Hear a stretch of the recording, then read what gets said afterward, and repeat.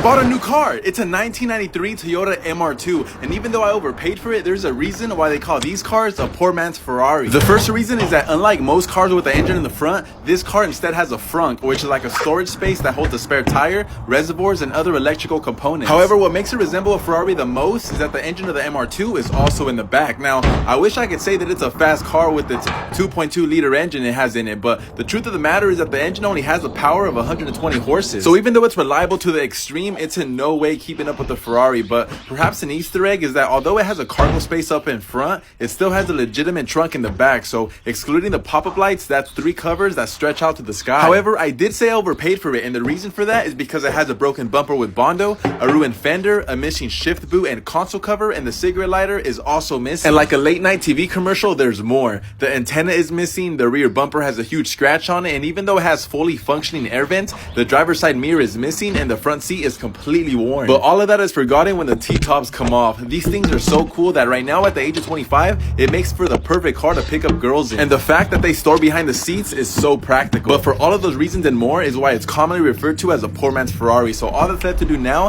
is take it on a joyride and show you how it rides.